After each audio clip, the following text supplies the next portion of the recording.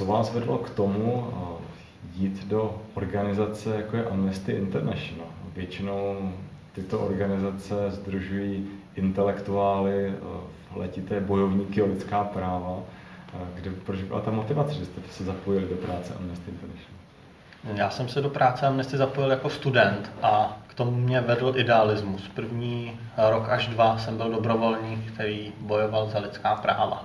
Jakou formou, jak to vypadalo v praxi? Roznášel jste letáky, přesvědčoval jste, aby přispěli do sbírky? Roznášel jsem letáky, dělali jsme přednášky o lidských právech, promítání filmů a posílali jsme dopisy. Všechno to, co dělá to hnutí jako z podstaty ze své 3milionové základny téměř. Proč byste se věnoval stejné organizaci? Tak v době, kdy jsem přemýšlel o tom, že bych začal dělat něco nového, zajímavého, tak akorát tam hledala ředitele. A protože to je organizace, která je opravdu zajímavá, tak jsem to bral jako úplně skvělou výzvu, tak jsem to zkusil a bylo to hodně zajímavé období. Co vůbec je cílem a smyslem Amnesty International v České republice? Jaké má v době po pádu železné opony nebo po startu nového režimu, jaké má hlavní priority? Vize Amnesty International je, aby všichni lidi na světě se těšili z lidských práv obsažených v Všeobecné deklaraci. To je těch několik desítek základních článků. To je vize Amnesty. Co proto mohou udělat lidé v České republice? Lidé v České republice, kteří jsou členy, mají možnost Amnesty podpořit buď finančně nebo nějakými jinými zdroji, anebo svou vlastní prací. Typicky místní skupiny posílají dopisy za lidi, kteří trpí bezprávím. V Barmě zadržejí novináře, který píše proti vládě. Lidé po celém světě se o tom dozví přes internet, začnou posílat dopisy. Barmský ministr vnitra dostane 5000 dopisů, ať ho pustí, toho novináře, a něco s tím udělá. Až v 1/3 případů tyto kampaně mají pozitivní dopad na případ. Že tam je 3tinová úspěšnost. Úspěšnost, ano, je definovaná tak, že buď toho člověka pustí, nebo k němu pustí právníka, doktora, nebo například zmírní trest. Když Amnesty protestuje proti trestu smrti, tak například z trestu smrti mu sníží tu sazbu. Jedná se pouze o tady tyhle mezinárodní případy, anebo má Amnesty International také co na práci v České republice? Jsou tady takové případy, kdy je potřeba chránit i v prostředí demokratické společnosti? Tak Amnesty je trošku složitá v tom, že se většinou snaží pracovat přes hranici, takže většinou se nestane, že by česká pobočka přímo pracovala na českém případu jednotlivce, ale právě ta mezinárodní pomoc pak vždycky přijde přes hranici, po tom, co se někde dozvíme, se něco takového děje. V těch vlastních státech, tomu se říká práce ve vlastní zemi, tak jsou vybraná témata, na kterých Amnesty pracuje vždycky v tom státě, kde ta pobočka je. Typickým tématem, na kterým česká pobočka dělá pro Česko, je vzdělávání k lidským právům, aby se děti o lidských právech dozvěděly a uměly přemýšlet nad tím, co to lidská práva jsou. A druhé téma je vzdělávání a výchova proti rasismu, xenofobii a tak dále. Jakým způsobem se to děje? Komunikační kampaně, reklama, semináře? To vzdělávání k lidským právům, to já jsem se tím několik let zabýval. Například na školách to probíhá tak, že 2 až 3 lidé z té místní skupiny, většinou jsou to dobrovolníci, přijedou na školu a s těmi dětmi udělají nějakou třeba interaktivní hru, kde ty děti si hrají na tom, že přistály na nějaké planetě ve vesmíru a teď si musí vytvořit svůj systém a stanovit si pravidla, co se smí a co se nesmí, jaké jsou tresty. A ty děti se touhle jakoby interaktivní formou naučí přemýšlet nad tím, proč pravidla jsou, proč někdo ty pravidla porušuje, proč někdo je stanovuje tak, aby to vyhovovalo jemu a ne tomu zbytku a tak dále. Takže ta výchova k lidským právům Amnesty se jí snaží dělat takovou zážitkovou formou na školách. Dost často se setkáváme u veřejnosti s názorem, že mě zajímá to, co je v mojí vesnici, ale co je na druhé straně planety, tak co je mi do toho. Mění se to? Je vidět posun za tu dobu, že začínáme být zodpovědnější dál, než je hranice našeho plotu? Tak ta komunikace toho, co se děje na druhém konci světa, je vždycky trošku náročnější, ale čím déle tady funguje demokratická společnost, tak je to asi jednodušší komunikovatelný. Lidi už se třeba i uvědomují, že dřív byla potřeba tady a pomoc venku přišla a teďka je třeba potřeba někde jinde, tak není úplně až tak náročný ty lidi o tom přesvědčit, ale pořád a to, co se děje za rohem, tak je samozřejmě víc zmatatelné, ale dneska je to prostě podle mě snazší. Já jenom doplním, Zdeňka, ten název International je opravdu o mezinárodní solidaritě. Má to dva hlavní důvody. Jednak, aby ty místní skupiny byly nezávislé, aby nemohly být obviněni z toho, že straní některé straně v té vlastní zemi. A druhý důvod je bezpečnost. Oba tyhle důvody pořád platí, ale je pravda, že svět se pořád globalizuje a zvlášť u mladých lidí vidíme, že chápou logicky, že se musíme zajímat o to, co se děje dneska v Číně. Co to vůbec znamená existence takové neziskové organizace třeba v prostředí České republiky? Kolik má pracovníků, jaký má roční rozpočet, jak je to velká? Tak tohle se mění asi hodně v průběhu času, kde v založení prvních několik let byla Amnesty tuším dobrovolnickou organizací, potom přibyl první pracovník, potom byly 2 přepočtené úvazky. Po paměti si myslím, že dneska Amnesty má asi 10 stálých pracovníků a nějaké sezónní brigádníky a nějakou skupinu dobrovolníků, která utěšeně narůstá. A rozpočet je to samé. Každá organizace někdy začne, nějakým způsobem roste, takže od nějakých náročnějších začátků už se, bych řekl, dneska organizace Amnesty v Česku dostává k organizace s rozpočtem pár milionů ročně, které stačí na pokrytí právě těch základních potřeb fungování a pořádnému doručování kampaní. Vy jste přišel do Amnesty International vlastně na pozici ředitele. Jaká tam byla vaše role? Co jste měl za cíl? Jak jste tam působil 3 roky?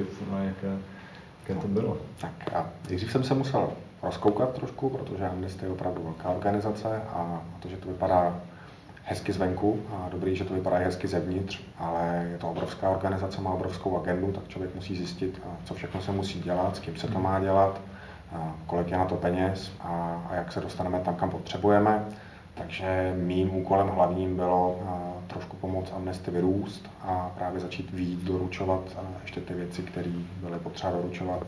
Takže my jsme se právě pohybovali od těch 2 lidí k těm 10 zaměstnancům, nějakých 70 podporovatelů, pár tisícům podporovatelů.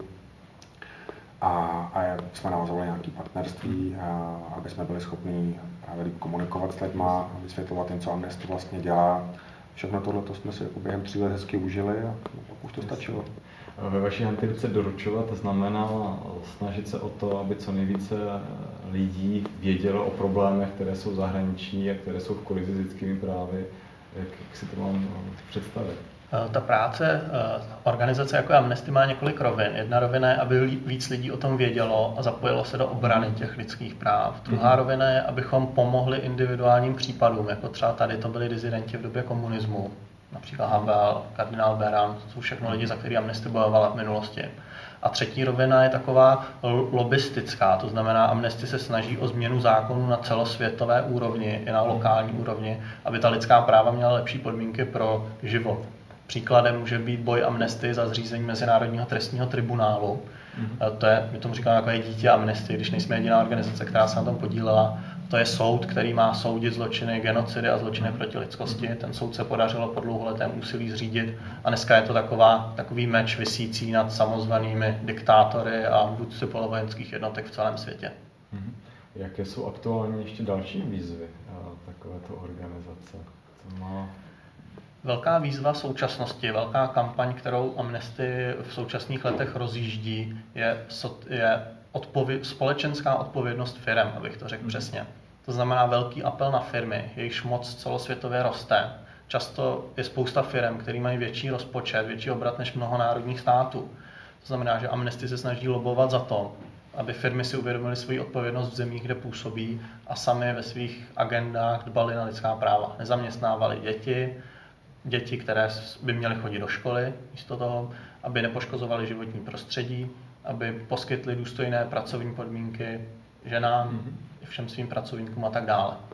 Naši posluchači jsou lidé, kteří mají malou firmu, malý střední biznis. Jak mohou malé organizace pomoci Amnesty International? Jaké jsou vůbec možnosti spolupráce?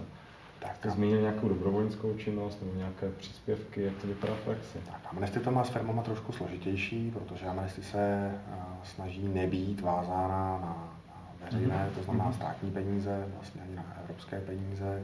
snaží se nepropojovat se příliš s velkými podniky a korporacemi a převážně se snaží nějakou podporu jednotlivců, ale přesto určitě pokud nějaký podnik bude zajímat s Amnesty spolupracovat, tak si myslím, že najdou třeba nějakou společnou cestu v tom, třeba udělat společnou kampaň nebo právě nějaká dobrovolnická aktivita. A individuální členství je nějaký příspěvek jak velký ročně, který určitě je taky nějakou pomocí? Tak po paměti je to pár 100 korun ročně a aby to nebylo tak náročnější, tak myslím, že se dá posílat asi od 50 korun měsíčně. Nezdá se to, ale každá koruna je dobrá, protože když těch lidí, kteří to posílají potom hodně, tak díky tomu vznikají nějaký volnější rozpočty a dají se dělat věci právě nezávisle na jednom typu zdrojí, takže vždycky můžete volně komunikovat úplně tvrdou pravdu, kterou cítíte a nejste vázán nějakou vzájemnou vazbou na dárce. Jasně.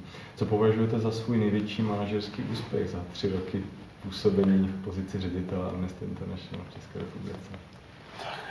Skvělý, že se to jako povedlo celý a myslím si, že úžasný, že se tam potkali úplně bezva lidi, kteří tam zůstali a pokračuje to hezky, i když já jsem odešel. To znamená sestavení toho týmu, nebo třeba organizační změny, které tam vedly, nebo fundraising, když budete konkrétní, tak na co? Organizační změny musely proběhnout, protože jsme rostli jsme poměrně rychle, když jako počet 10 zaměstnanců není až tak závratný, tak v horizontu 3 let, když to roste opravdu přirozeným způsobem, je docela krátké časové období. S tím jsou spojeny vždycky nějaké, řekněme, porodní bolesti. Tak tam jsem rád, že se nám to docela podařilo uřídit. Jsem rád právě i za ty lidi, kteří se podařilo vybrat, protože si myslím, že spolu hezky vycházeli, jsou to zajímaví lidi a že se ve světě nestratí. Myslím si, že velký úspěch je i to vytvoření právě té široké základny podporovatelů v Česku, která nám narůstla opravdu řadou závratnou. Stále to teda nestačí, myslím si, že by ještě trošku růst měla. Jak to vypadá konkrétně? Kolik je dneska podporovatelů Amnesty International?